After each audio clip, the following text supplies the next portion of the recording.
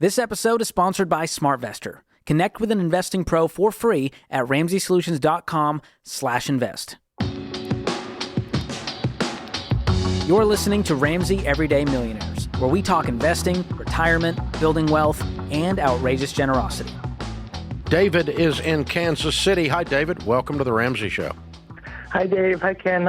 Thank you so much for taking my call. You and your team have been such a big source of motivation and mentorship in my life, so I appreciate you. Well, thank you. How can we help? Yeah, so I've been following you. I found you all in college, and in short, I think my main question is, so I'm 25. I make about $90,000 a year, and I do just want to point out, I am a child of immigrants, and so I've reached a good financial spot being in baby steps 4, 5, and 6, but I think thinking of 2024, in short, I think my biggest fear is lifestyle creep, and so I still live with multiple roommates, and it's still very hard for me to spend money, and so I just kind of wanted to talk through goals with you. I think the next logical goal would be to save up for a house, but I do plan on maybe going for an expat role outside of the country in a couple of years. So I'm when I think of the future, there's a big question mark, and it's been a little bit harder to kind of define what it is I want to my action steps, if that makes sense. Yeah. That makes sense. So if you were to buy a home and 5 years later expat, what would mean you couldn't sell the home? Well, I think right now where I'm at right now, I have around $30,000 as a down payment. So I would want it to maybe save up a little bit more since interest rates are so high. That wasn't my question. You said I don't need to buy a home because I may expat in the near future, right? Yes. So if you were to expat in 5 years, leave the country, expatriate, right? Because you said you're an immigrant, right?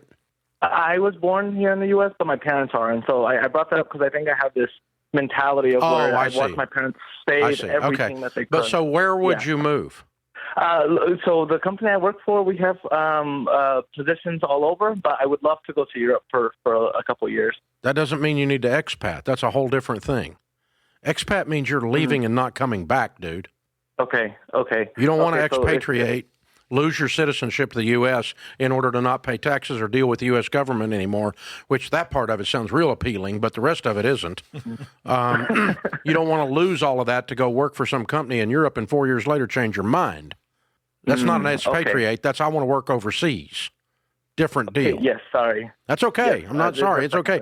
I just want to explain. There's people that expatriate, they move to Costa Rica because they're never coming home. Mm-hmm. It's the ultimate go off the grid thing, okay? That kind of stuff. So what's the timeline? Realistically, today, you can change this. Yeah, no. How old are you? He has an idea.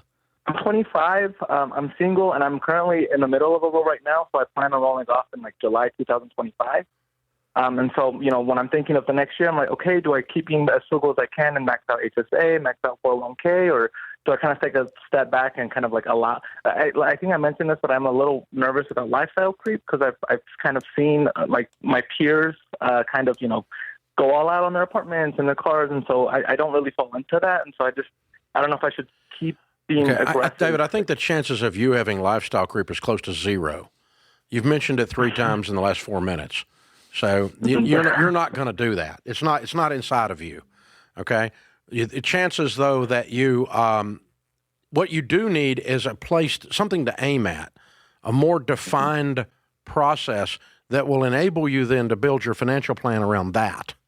And so let's just announce to the world, we're going to move to XYZ in 2025 with my company, and I want to live there for 5 years. Okay? I just made that up, or whatever. Okay. If that's your announced goal, then save to make that happen. And that's not maxing out HSAs. That's piling up cash in a mutual fund. So you got a big old pile of cash.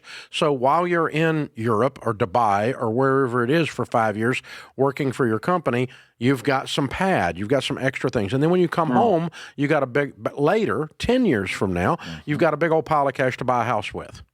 Okay. And I guess the only reason why I brought up the 401k and the HSA is for the tax advantage accounts. That's fine. Load them up, but don't do that and have no other money. You need some other money to make to give yourself some wiggle room in some of these other areas. So what's hurting you, what's giving you anxiety is it's difficult to plan when there's not a set goal. Mm-hmm. And so I'm encouraging you to set a goal, even if you change it later. Let's set a goal of saying, I'm going to go That's right. for 5 years beginning on this date. And if it ends up being 7 years or 3 years, so what? Or even if you went a little earlier or a little later, that's fine. But at least you're planning towards that, which tells you then don't buy a house. That's right. Because you're going to be in Europe for 5 years. You don't want a rental property in the States when you're in Europe or Dubai or wherever it is you're going to go. I don't know why I picked out Dubai. He didn't say that. But but that's, that's the thing. So you can plan, and Ken, in the case of our last caller, you can plan to open a business. That's right. But if you just say someday, Yeah. then you can't plan. Right. It's like the equivalent, and you're too young to know this, but we used to have these things called atlases, David, right? And so you'd put them out, and it was like what you see on a phone now, but a smart map. But it's the idea of just staring at it and going, well, I could go here, I could go here, I could go here, and it's going to drive you mad. And Dave's exactly right. I know I want to go overseas. So now let's come up with our 3 best options based on your company. They have locations. So we start there. Very specific. Okay, these are my top 3 destinations based on where my company has offices. Now I'm going to look at cost of living there. So we know Portugal is going to be way less cost of living than Dubai, if you will. And that's what Dave's talking about, a very specific strategy to go, I'm going to go spend some time here while I'm young and single and experience life over there. What's my cost of living? And I can continue on my financial goals, which you already have done a great job. So you're stressed out because you don't have a very clear direction, destination. Choose a destination, then make the financial decisions based on the destination. Yeah, it's a good point. And, that really parlays over into a whole nother discussion, Ken, of some of you are facing some really tough stuff right now. Yeah. And my friend Jim Collins wrote a book, was it Thriving on Chaos? Mm-hmm. And I was discussing this book with him in the green room. We were both speaking one day at a leadership thing, and he was so excited about it. He said, I have discovered that uncertainty is much more stress-inducing than, ambivalence is much more stress-inducing than a known tough road. So if you'll lay out a road, even if it's a tough road, it's not as stressful as just not knowing. Mm-hmm.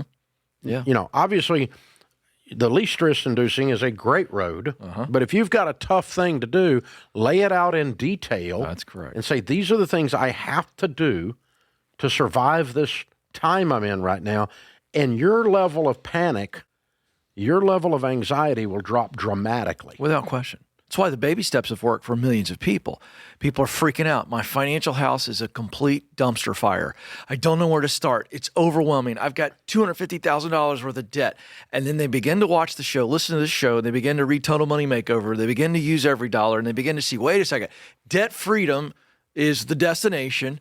And now I've got 7 steps that I can walk through very clearly. It's going to be painful. It's going to be hard. I got to work extra. But now I know where to start. I got to live like no one else. Yes. But later I get to live and give like no one else. You told me a story years ago. I think you were in the Middle East, maybe even Israel, and you talked about going in a cave, and you were like, I don't get freaked out by dark and close, but this was so dark, Coleman, I couldn't see the hand in front of my face. And that is the same emotion that we see in finance, relationships, in our professional lives. When we don't know where we're going, you're paralyzed. Oh, and even if you are stuck, that freaks you out. Speaking of caves, oh my God, yeah. We're glad you made it out. Just being stuck. The idea that I'm stuck is terrifying. It is. I can walk through sewage up to my neck, but just don't make me stuck. That's the thing, right?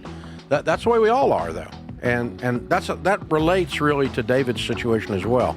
The ambivalence is more stress-inducing than the hard path. Yeah. Thanks for tuning in to Ramsey Everyday Millionaires. To learn more about how to plan for retirement, visit RamseySolutions.com/retire or click the link in the show notes. Ramsey Solutions is a paid non-client promoter of participating pros. Learn more at RamseySolutions.com/SmartVestor.